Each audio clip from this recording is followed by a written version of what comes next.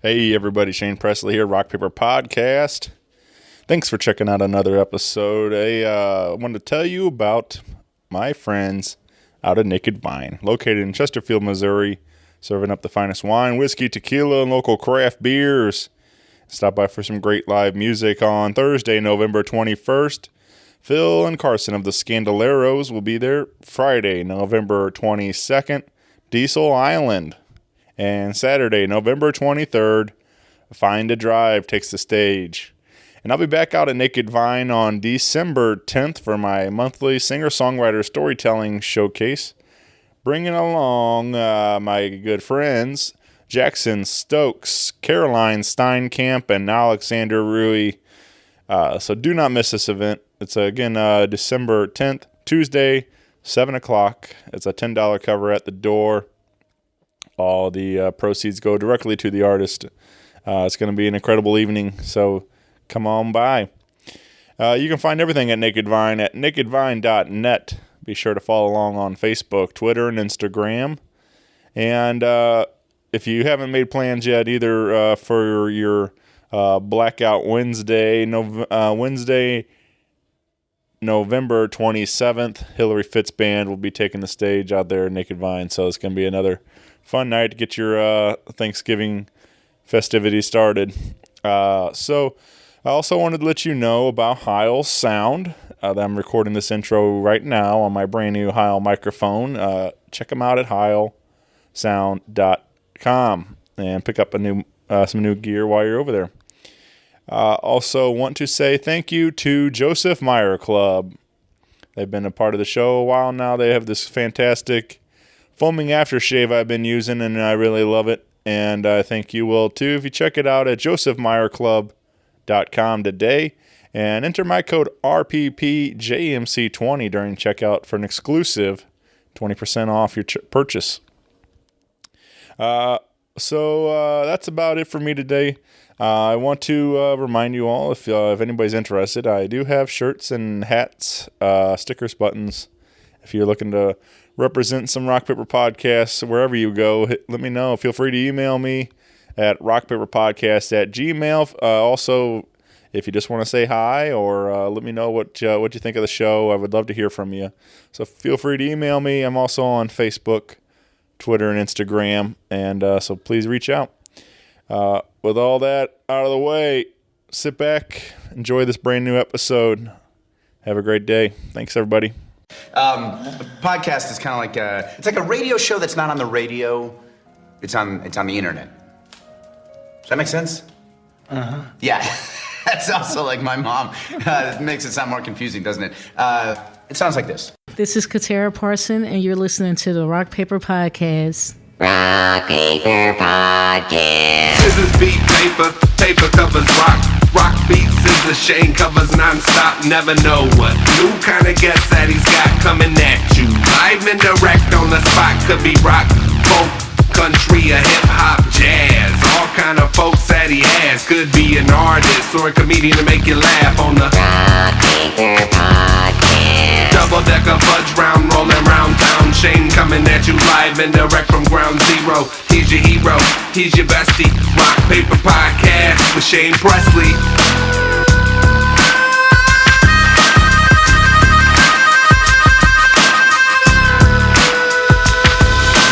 Rock Paper Podcast. Hey everybody, Shane Presley here, Rock Paper Podcast, coming to you from St. Louis, Missouri. Hanging out today at the Pocket, right here in St. Louis, next to Off-Broadway, with Katarra. Hey.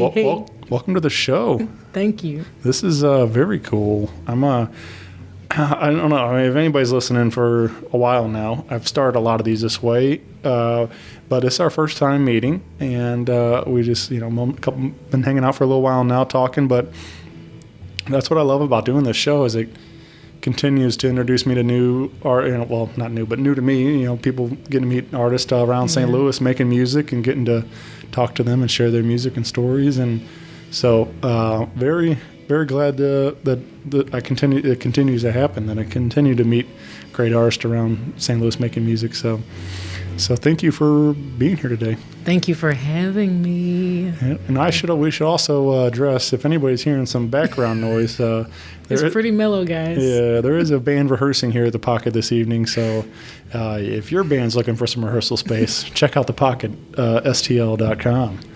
But with all I like that plug. Yeah, That's hey, that plug. that's what gotta show some love. So. But I'm glad to be here hanging with you, getting to talk about. We have a big debut album coming out, very exciting stuff. Yeah, and big release party happening. So we'll get into all that. But like I said, this is our first time hanging out, so I kind of want to get a little bit more about your story. I guess I always like to kind of start with: did you grow up here in St. Louis, or are you?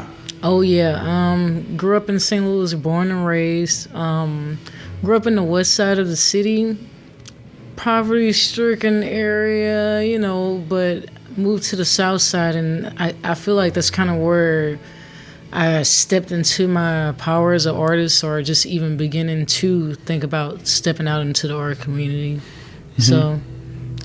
So was it family influenced, or was it? Oh yeah, definitely. My mom and dad's side are just full of musicians and artists. They all stayed in church, unfortunately. But me, I decided to, take a different route. Did it start in the church though? Yeah. Definitely. As much as I, may not be a part of it anymore, I still will always honor like my roots. Mm-hmm. Just starting off in church. That's where I first played the piano. So. Yeah. That even today, like a lot of our friends have church gigs, like as musicians and stuff. Just hired players to come in and play some of those services and stuff. So like, but yeah, there's a lot of great musicians and a lot of great music still to even, Well, even playing in church, it just makes you a better musician overall. That's the one thing I do regret is, although I was raised in church, my mom was a choir director, so I had to sing. I didn't have a choice but to sing. I didn't play church music on the piano. Like, I went up to the piano and, discovered seventh chords. I didn't know what that was. I didn't know what the hell anything was at 8 years old. I just knew with two fingers that I could play these pretty sounds. So that just kind of developed into this soul, R&B, jazz with classical influence sound. Right. You when you start kind of wanting to perform and write some of your own stuff, is that start soon, or was that something you just started discovering later in life? Definitely later. I'm definitely a late bloomer. Just kind of grew up with really bad anxiety. Grew up being the quiet kid, basically. Yeah. Just awkward, just a lot of social anxiety that I struggle with. And I would secretly, all these feelings that I was feeling, I would take it and put it into my music. And I would hide it from people. Like, I wouldn't tell people that I was recording or just doing anything with music until 3 years ago. So my friend just invited me to this open mic, to be a part of his open mic called Lyrical Therapy. And I joined his band. And I remember the first time I performed, my hands were shaking, my voice was shaky. It was a travesty. And 3 years later now, I have a residency, I'm bringing out my first album, and I've grown to be more confident in myself and my story. So yeah.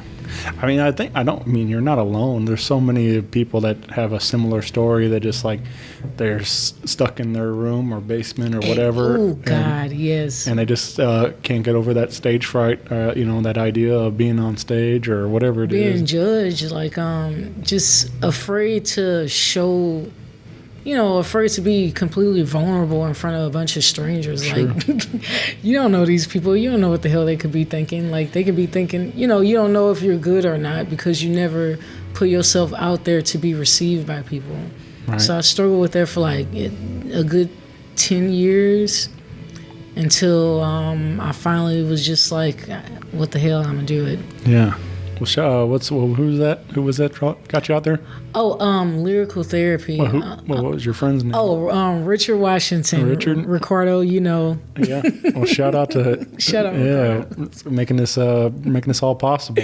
He chased me for because we went to high school together, and ironically, we met doing a audition for a talent show, and we were supposed to be singing together "A Whole New World" or something like I can't remember. it was high school, but of course, I went to Gateway. Somebody got into a fight, so the talent show got canceled. Never happened. No. But me and Ricardo just grew to become friends. And then we graduated high school, and he chased me for 4 years, trying to get me to be a part of this open mic. And I'm like, yeah, I'll come, I'll think about it, yeah. And then I never do it.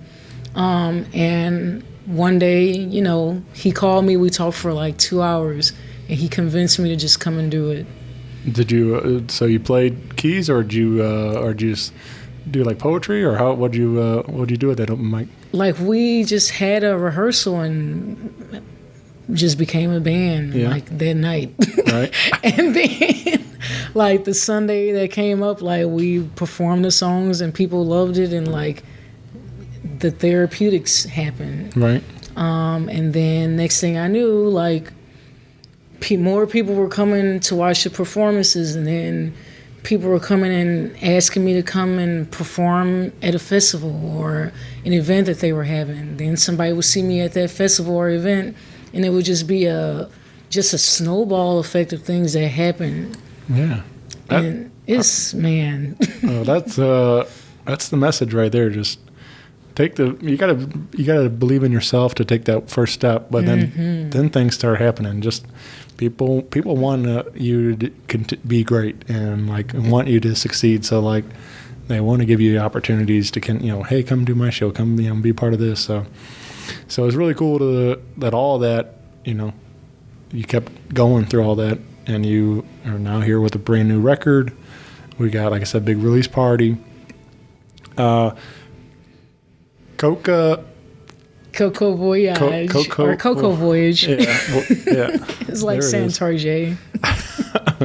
But I'm really excited for this and for everybody else to get to give it a listen.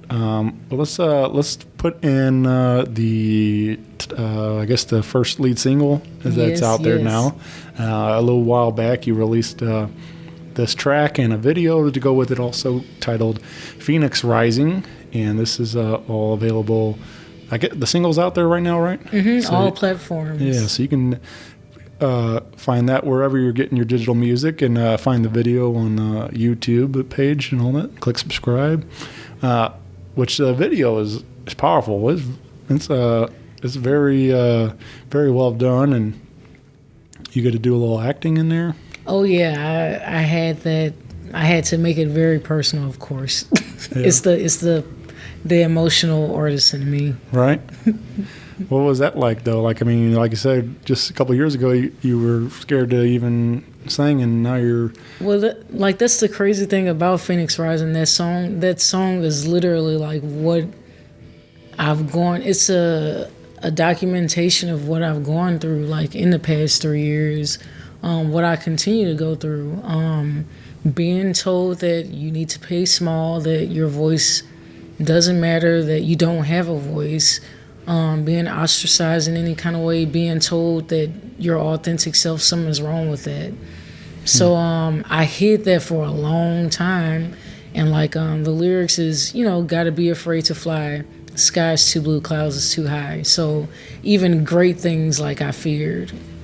So anxiety is a motherfucker. Yeah. That's all I can say. Yep. Trauma, yay.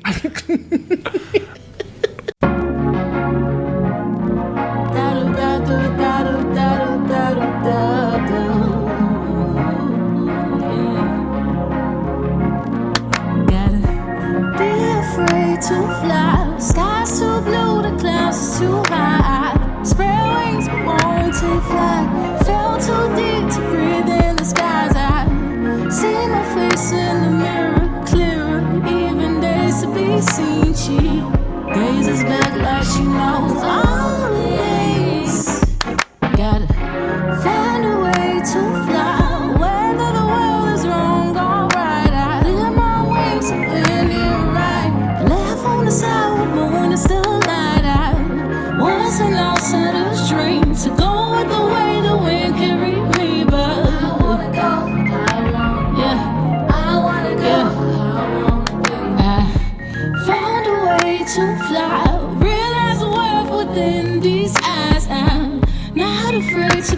free.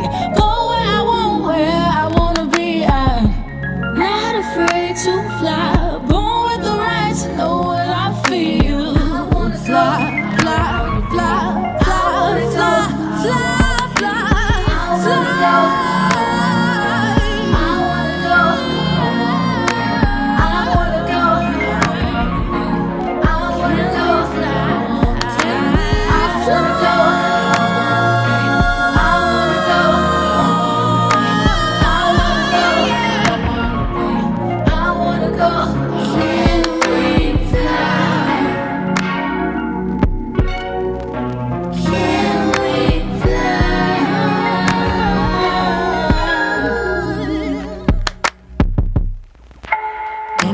See that place.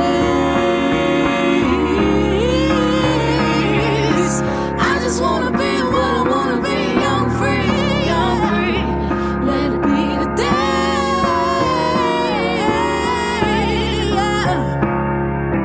I just wanna be who I'm supposed to be. Not afraid to be who I really am, the only true me. Catch myself in the mirror, clearer days ahead of me, so I see no tears on my face. Kissed by the sun, the warmest of days. I let go, I'm meant to be.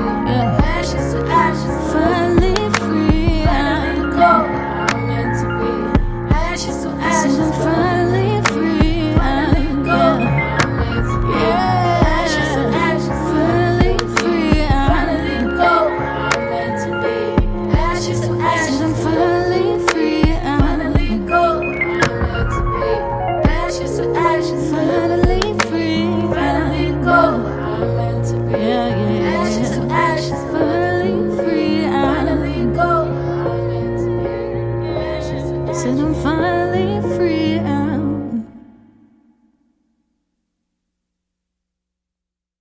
The line that jumped out to me was, I want to be who I'm supposed to be. Yeah. Right? Yeah, that was, that's pretty powerful stuff, though, for sure. Because, like, I'm just asking to just exist as I am. Mm-hmm. Like, that's literally all I'm asking for. Yeah. It's beautiful, though. Well, you, again, find it everywhere, digitally, wherever you're finding music today. And but you will be able to, we're doing physicals, right? Are you doing physical copies? So you can pick up a brand new copy of this on November 29th at the Dark Room. And this will be a free event. And you, what about 10 o'clock or something? Yes, 10 p.m. on the dot. And just you, an evening with you and the band? Yes, and I will be having a close friend of mine, an amazing artist and producer, Kong, opening up for me with a DJ set. Okay. Yeah, dope producer and DJ, guys. He just dropped a EP called Clouded on SoundCloud. Nice. I gotta plug my homies. Yeah, that's what it's all about. So come on out that evening. Like I said, it's a free event, so no tickets needed. Just show up, and if you haven't been by the Dark Room, you're really missing out. It's an incredible space, great food, really cool bar. So it'll be a great Friday night out. So come on over. But let's talk about this record, though. This is, did you record all this here in St. Louis, or do you? Oh, yes. Yeah. Phoenix Rising, I actually recorded, and I collabed with Mastermind on that one. He actually helped record like a good first half of the songs. But we just got together, and I was like, I immediately wrote this song. Like, I don't know if it was just the journey of me getting over my anxiety and finally getting over that stage fright and that fear of just putting myself out there in front of people. And at the same time, like, I started going to Mastermind to record music. So I was just like, I got the song, I need to record it now. I was like, I'm thinking like Erykah Badu meets Kid Cudi. He's like, what? I was like, yes, spacey, like funk, celestial type song. Just see what you could do. So I did the chords, the piano part, and then he did the percussion on top of it. Yeah. So it just, came to be something that really got me through a lot of days, a lot of dark days. I just had me and Mastermind did one not too long ago, and had a great time hanging out. And he's a bad dude. He's really that's super inspiring human being. Yeah, I mean, I love to see all the success that he's continuing to get, and like it's just really cool to see. So, big shout out to Mastermind, doing big things. Oh yeah, big things. Dr. Scholes, yeah. So he helped produce, you said, about half of the record, and then it was all recorded here in St. Louis. So that's cool to. What was he? Who helped on the other half of it, or did you do some of that yourself, or? Well, no. Oh, no. Well, let me clear one thing. Or is that just Phoenix Rising? Because as a woman musician, I get this a lot. Like, oh, did you? I compose, produce, arrange, all of that. Okay. Most of the songs, at least 3 of the songs, I collaborated with other producers on. So, like for example, Phoenix Rising and about 2 other songs I collaborated with Mastermind on, Najee Person, Kong, and then as far as mixing, Kevin Collier from the Darkroom, he's been a huge, he just came in and just swooped and helped me like finish this album. Right. So it's like, it's awesome working with all of these guys, but like I acknowledge that, I got to start letting people know that I compose and arrange most of everything. Yeah, well, very cool. Yeah. Yeah, that's I mean, that's definitely something to be proud of. Like, yeah. So, I mean, especially your record, and having your hands in all of it. That was exactly what you wanted to be and stuff. So. Oh yeah, that's the issue with being a perfectionist, because it's still like stuff that I want to do, and it's like, okay, you gotta let it go, like.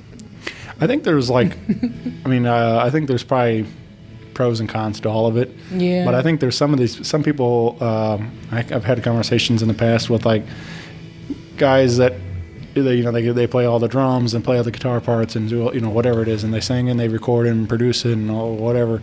And it's like, and it's cool that you can do all that stuff, but sometimes it's nice to invite somebody else to be a part of it, to give you some perspective, and like, this is not good, or this is good, or whatever it is, like, kind of be a part of that creative process to sort of like, help you out, because sometimes you can get too much in your own head, and where you're overdoing it too much, and like you just, so. That's one thing that Mastermind and Kevin Collier taught me, is that, like, because I like to use a lot of vocal layers. Yeah. So it's like, don't put all the ideas out at once. Like, let it build up. So I got a lot of jewels from these guys. For sure. Yeah. Very nice. Well, you want to throw another one? Yeah, sure. Another. This is so I'm excited about this, because this is an exclusive sneak peek at one. And he said this one is like the most elaborate one on the record? Yes. This one I collaborated with Kong on. And we had some additional production from Mr. Wes Gray from FarFetch. He's an awesome rapper and friend. Family almost, just about. And we had an awesome time doing this song. I like to call it like a Lauryn Hill on crack. I don't know. Lauryn Hill meets Outkast on crack. Yeah. And this is called Chill Reprise. Mm-hmm. Distance of the instances of me and you, 'cause time be just a distance when our conversations bloom. Instance like this, can it be tears? Night only with perfection. They submit at will, like how we feel when we make this love connections. Attracted to your strength, you appreciate my delicacy. Yeah. When no intent, I can see your face telling me I got to tell you how I feel. Listen, I got to tell you how I feel.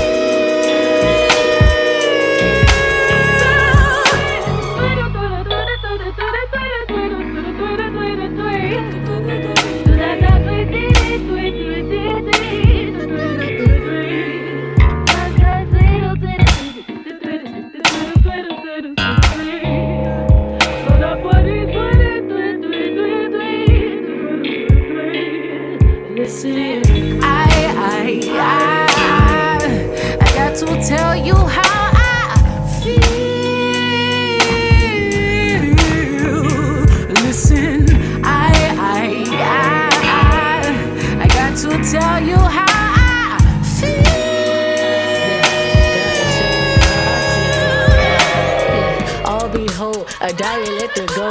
No trayer ever codes, yeah, we be a natural flow. You got this natural flow, yeah, that I'm attracted to. You like my natural fro, yeah, I be a queen to you. You be smooth with the words and bolder with the verbs. You feeling all these herbs, you feeling all my curves, curving, swerving as you drive. Driving, wasting gas, stuck on 55. You step, but I don't care. I'm usually conservative. Intuition knows that you got a lot to love to give. Vision, missions, goals be what our conversation is. Wishing on our hopes, yeah, that our dreams find a place to live. On this catastrophic planet, I dream it, you plan it. I plan it, you dream it.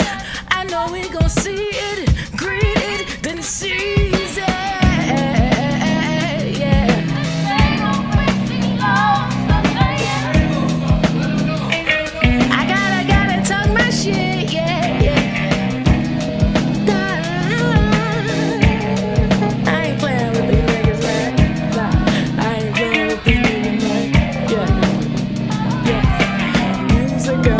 Commotions and a rhythm, sound waves and replays and futuristic visions. Rewind me 3 times and watch me be magician. Invested in my justice with a message to my mystic. Melanated, sugar coated, fully loaded mystic. Call it kiwi, watermelon, let it quench your senses. Sentences articulate and educated misfit. Fill with the doses of that virtuoso true shit. Haters blow your noses and pull out your fruits and necks. Hide all your shoddy bars and bar up your crucifixes. It's a cold flow season. And I'm feeling rather ruthless with no reason, nigga.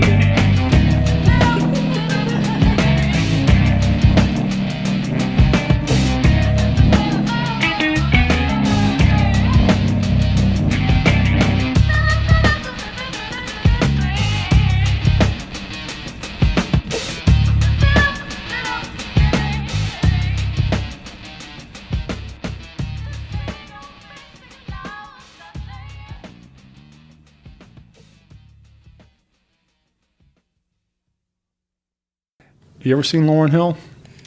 No, I want to. I saw her at that Lou Fest here.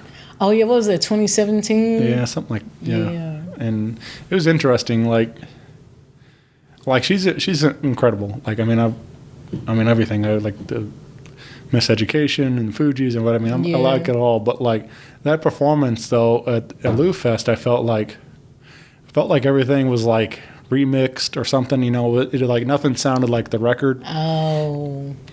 So like, yeah, it still sounds good. Like it's not like it's bad, but like some of it I want it to be familiar too, though. You know, you want to hear the way you knew it and kind of thing, like everything. Exactly. She didn't have a band or anything? She did, but like everybody, they were like different arrangements, like or like everything was like trying to keep it like fresh. I guess I don't know. Everything felt like it was up tempo too. Like I mean, which is good, but like it just seemed like everything was going through the set real fast and like I don't know. It was just it didn't feel authentic. It was just different, you know. And it was like some of that, especially an artist like that, where it's like those songs are like so iconic in your memory, and like you want to hear it how you knew it on the radio and everything. And so, I mean, again, some of that it can be said both. Like maybe the whole set was too much, you know, doing like that. But like maybe something like, you know, some familiarity, and but like I don't like when everybody does exactly like the record, because I like having a live performance, you know. It's like sometimes you want to hear some of those different things, because that's what makes the live show something unique, you know, not where just like hitting play on the record. So exactly, it's just finding that middle ground, keeping people engaged. Yeah. So, but it was fun still. I mean, like she's a good performer, obviously. She just dropped a single today. Oh yeah. Yeah. Check that out. I knew she heard some talk about maybe coming back around this year or soon or something like that. So, yes, I hope she finds me. Yeah. So, but that would, she's, I mean, yeah, huge voice and a great writer and everything. Like so, was that? Were you listening to a lot of that Lauryn Hill and stuff? I mean, or like were there some big influences on you? Oh yeah, her, Lauryn Hill, Michael Jackson, Stevie Wonder, Jimi Hendrix. Yeah. Claude Debussy. That's random, but yes, Claude Debussy. Yeah. Yeah. But this seems to be falling down a little bit. And a multitude of just different classic rock bands from like late 60s to early mid 70s. Yeah. I call it the sweet spot of music. Oh yeah. Yeah. Like every genre was good in 1977. At least I like to think so. Sure.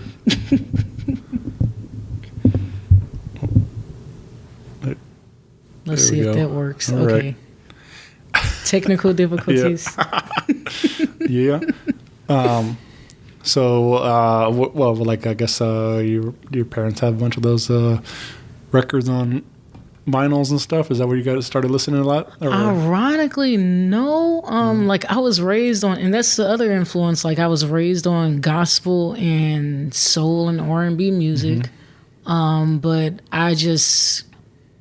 I don't know. I just remember us going out of town one day when I was 14, and I heard Queen for the first time, and I heard I cannot remember the name of that band, but just hearing Queen and just hearing Paul McCartney for the first time. I heard Paul McCartney and the Wings for the first time, and it's like something about like I instantly started crying. But it's something about like lush vocal layers and just very big, just extravagant sounds that grab me. So like, you know, people like Uriah Heep and Deep Purple, Led Zeppelin, like those guys are huge influences on me. And I kind of put, you know, the jazz legends on the same pedestal. Like, you know, of course, Miles Davis, Herbie Hancock, Ronnie Laws, like that funk, sweet little spot of funk, like fusion jazz that happened in like the mid 70s, late 70s. Yeah. And post disco, Michael Jackson. Yeah. Quincy Jones. Yeah, for sure. That's a lot of genres, I know. Yeah. I mean, I'm with you though, like, cause like my music's all over the place too. Like, yeah. I like it all, and like, I kind of my taste. I lend to a lot of. I like just acoustic folk, like type of singer songwriter stuff a lot too, Americana. Yeah. Just stuff like that. But I also love like blues and rock. Blues-based rock and roll, and just obviously funk, reggae, all of it. I mean, it's just like I would go all over the place. But that's, I talk about a lot, but I work at Broadway Oyster Bar because that's where I get see all kinds of eclectic music coming through there a lot too, and so from you get some blues, some funk, some reggae, whatever. So oh yeah, I gotta head down there. I've never been there before. Oh man, you're missing out. It's a great spot.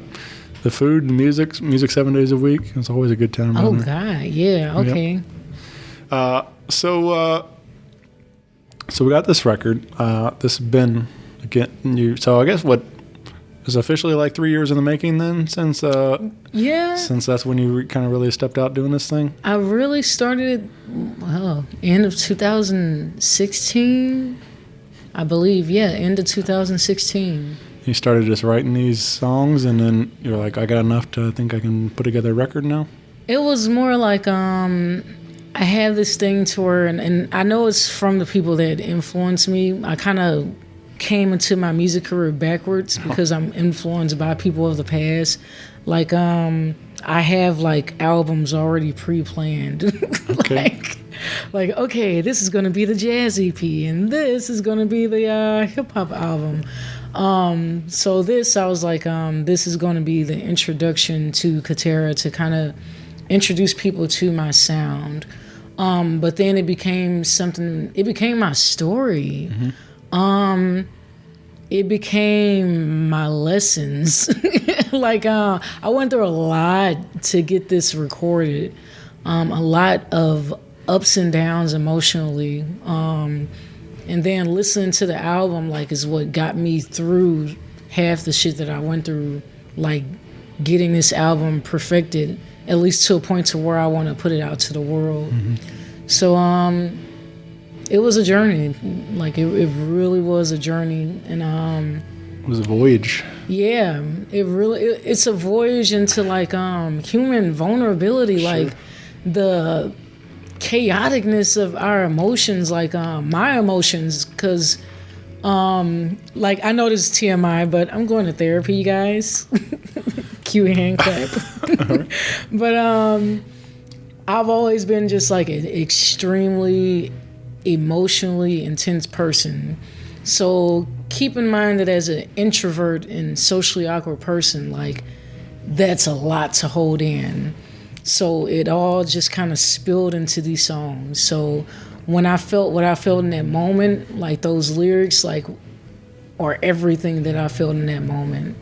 So COCOA Voyage is like a collection of just the roller coaster ride of feelings that people go through on a daily basis. At least me. Yeah. Yeah. Yeah, I mean that's that's big to. I wish. I think we're kind of getting there. I think I feel like slowly but surely people are talking more about therapy and their mental health, and just openly discussing some of these things, because it was so long it was just kind of everything was hush. It was like it's like start off extremely taboo, and now it's just like it's not as awkward to talk about anymore. Well, the millennials, we just dark humor, but yeah. But it's something we all go through. So like I think it's it's something good to talk about it for sure, to get it out there, like address it, because I said, like we kind of mentioned it off mic. You never know who's going to need to hear these songs or hear these lyrics and going through the exact same thing and everything else. And even though you're sharing your story, maybe you're telling their story too, and they're like so I think it's really powerful stuff especially to admit all that and then be like, put it all in a song and send it out to the world. Exactly. And I think that's what has been my fear, since I've started writing music. It's like, okay, you're doing this, you obviously want to do this for a living, but you had to acknowledge the fact that you are putting your business out into the world for everybody to hear. Like all your drama, like relationship problems, all of that, like you putting all that out into the world. But it's just like you said, like my story of healings could be somebody else's story of healing. And I saw that happen with Phoenix Rising though. So that's one of my favorite things as a fan. Like I listen to a song and it might not be like verbatim exactly my story, but like hearing those things and like something I connect to that, like I've been in that moment, or I can whatever it is where you make that song so relatable to where I feel like you're telling my story. Like that is such a cool thing as a fan too, like to be a part of that too. Like it's just like makes you even more of a fan. So yeah, like that's the music that I gravitated in, that grabbed me the most. That's the kind of artist that made me want to become an artist, and then made me realize like, oh, okay, I can make myself feel these emotions. Let's see if I can make other people feel this way. Sure. And then it's like, okay, let me get over this anxiety first. We'll see. And when it happened, it's like, oh, I can make people feel okay. Let's see what I can do with this. So now it's just like, okay, let me see if I can put out a project of work that makes people feel.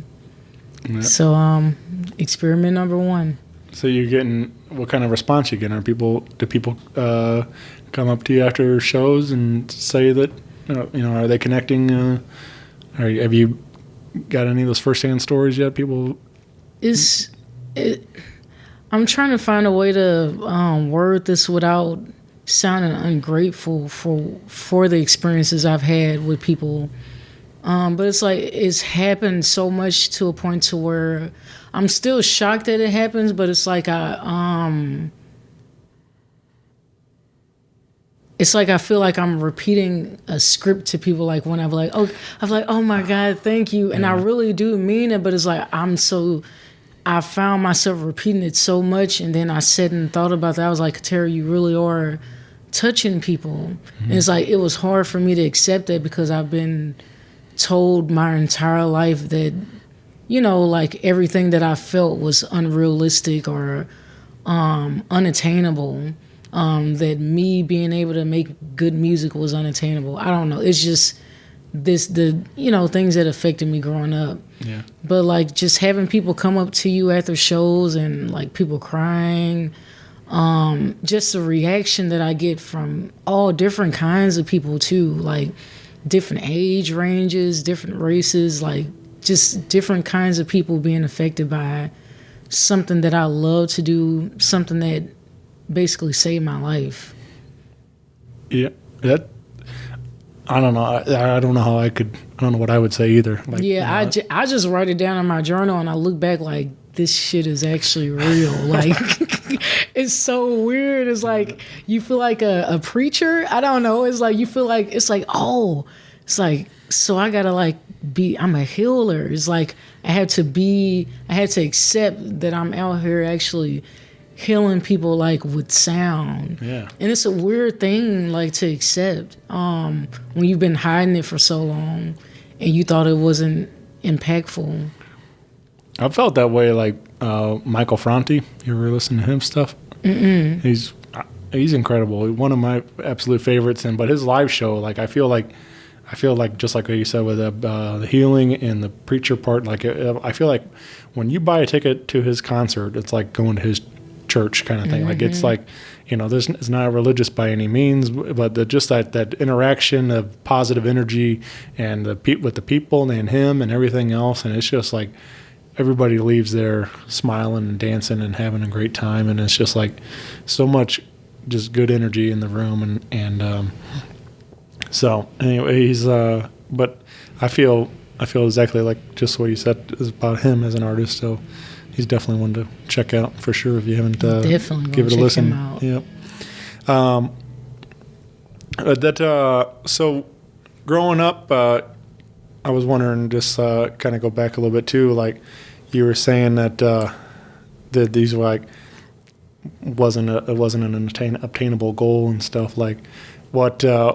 So if this wasn't something you were thinking about wanting to, you know, do, and you said you grew up with having to sing in church and stuff, with mom being the choir director and things, but like as far as like thinking of as being an artist for a living and stuff, like what were you what were you growing up wanting to be then? Like what were you The crazy thing is I've always wanted to be a artist. Yeah.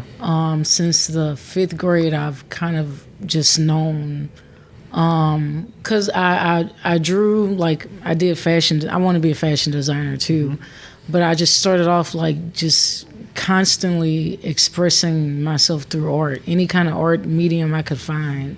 But music was like the thing that I gravitated to the most. And then I found out I had perfect pitch in high school. I didn't even know what that was. Like, I just thought everybody had that until my opera teacher was like, do you have perfect pitch? Because I like just said, I was like, oh, that's a C right there.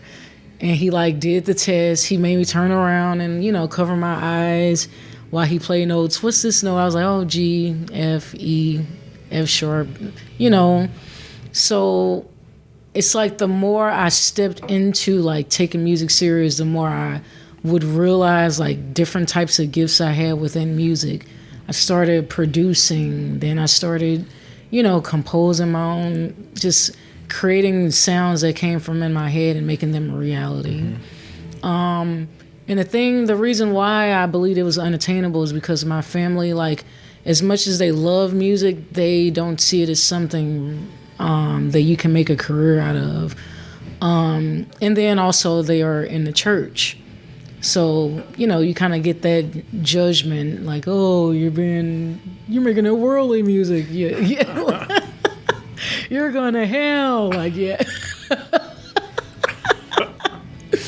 But, you know, you kind of get seen as like the black sheep. And I was the golden child growing up. Like, I was a kid that got all the good grades and like stayed to myself and got bullied, didn't get, you know. But I just grew up to kind of step into my power. And it's like the more I did music, the more I stepped into that power. And it's just like my reality immediately like showed like, okay, you're doing the right thing. Keep going with it. Right. There's do you ever watch Conan at all? Not to like. I used to. Conan O'Brien? Yeah. Yeah, I used to watch him every day. Not to like make a joke out. He was very beautiful what you just said, but he always he's just an ass. Like he cracks me up. But he would always do this thing like where he would like make a joke out of me, and then like and he would act like he cried. You know, he was crying, and then he would always like he suck up his own tears, and his tears made him stronger and stuff. And like he would always flex and like.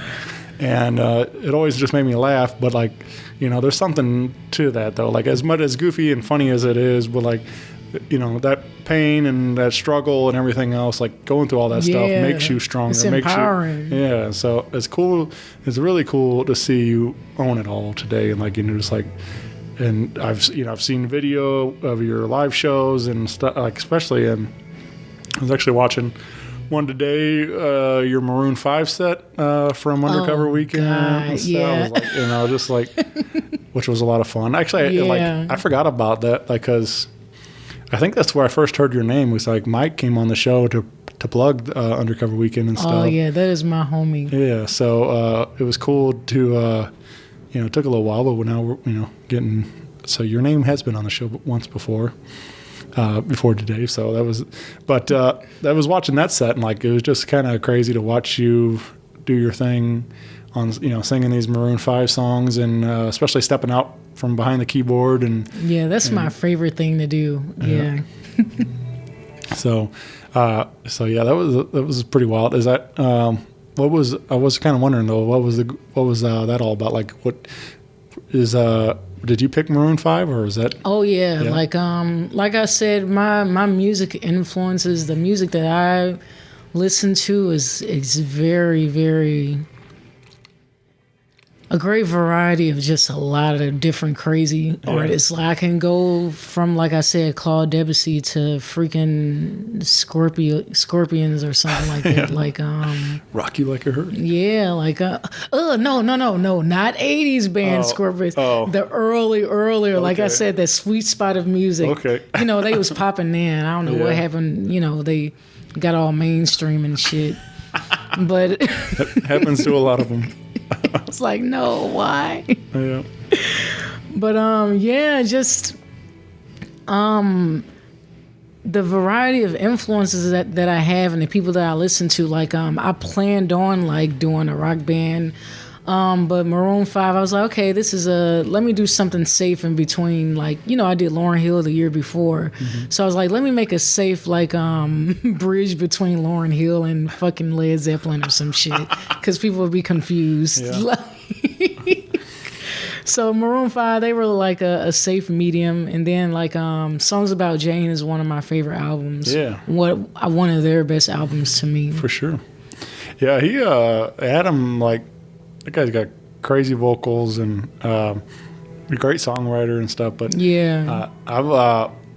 it's fun though. Like, so I saw he did like a Howard Stern's birthday show thing, and there's like video of him performing Purple Rain and stuff. And he did like a couple of Prince songs and stuff. So, and it was like, that was really cool. And like, you know, just like, so it's funny, you know, just like the fact that artists are doing all these, you know, covers and stuff, you know, even like, so you're doing Maroon 5 and then he does Prince and all that. It's just like, you know, it's just funny to see different interpretations of different music all the time. And even when you did Maroon 5, like you still brought a little more soul and funk into it and stuff. And like, and so it didn't just sound like the record, which I thought was fun to see, or, you know, as you're, you know, putting your own touches on and everything. So not sound like the records. And I always enjoy that about a cover too. Yeah, that's kind of what I do with covers. I take the songs of like my favorite artists or my favorite song by my favorite artist and like kind of do like, I would have did it this way. Yeah. I hope it's not disrespectful though. I mean, like I said, if I wanted to listen to their version, that's all out there, you know. So it's nice to hear your own take on it and stuff. So that's one of my favorite kind of things. It's like when you do go to a show and you hear somebody does that, but it's like something so different, like where you're like listening for a couple bars go through and like you're like, I know this song, hold on, and like and then that chorus hits and all of a sudden you're like, it's like, oh yeah, there it is, you know. So it's like, so it's almost unrecognizable at times, and then all of a sudden that big sing along comes along. Exactly. So again, November 29th, The Dark Room. big album release party. You can find all things Katarra on Facebook and Instagram and katarramusic.com.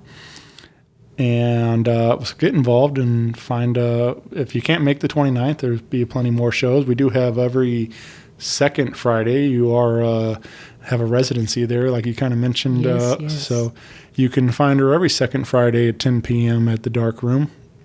So what does that mean to you? Do they just you just get a call one day, they invite you to be to a residency, or how's that? I wish. How's that come about? The funny thing is, it's an application for it. Okay. It was a whole application process. I was I cried when I found out I got that, because I was going through a lot and I needed some form of income from music.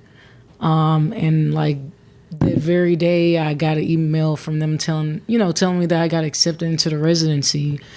But I know my ex, what got my foot in the door is that Oren Raglan, he is 19 now, but he started off at 16, 17. Brilliant, genius musician and composer, producer. He had a residency at the Dark Room, and I was singing for him and his quintet. So I had already had my foot in the door as far as experience there. And I was like, you know what? That'd be awesome if I had my own residency. It was I want to play the piano and sing, show people that I'm a serious musician. So I applied for it, and I, prayed on it. I affirmed myself in it, and I let it go. I didn't think about it. I was like, okay, I'm not going to sit here and panic about it. And just when I had stopped thinking about it, I got the email saying I got accepted. And it's a huge, huge, huge blessing for me. Yeah. That's awesome. Yeah. So shout out to Kranzberg Arts Foundation. You also, along with being a part of that, you are also part of the FarFetch Collective. Oh, yes. Can we talk about that some too?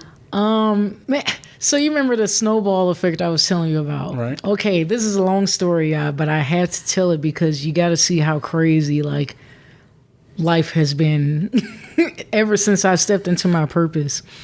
But so I performed in FemFest. FemFest is a all-female showcase by Bates. Mm-hmm. Joined that at the last minute, decided to perform. It was a 10-minute short little set. This man named Luke Machowski, he works for the Cherokee Street Foundation. He saw me perform, loved my performance, and asked me to perform in Cinco de Mayo on Cherokee. I was like, yeah, why not? I'll do that. Performed in Cinco de Mayo, which is where Damon saw me. Damon Davis is the head of the creator of FarFetch. I found out later that they had been watching me for some time, at all these, the different performances that I kept being invited to. And he invited me to come to Miami and record a revolutionary album for Black people, with everything that's going on right now, something to empower Black people. He brought me down to Miami, we recorded an album, came back and got signed to FarFetch. And like I said, it's just going up ever since then. Yeah. I love what the FarFetch Collective is. It's if you don't know, now you do.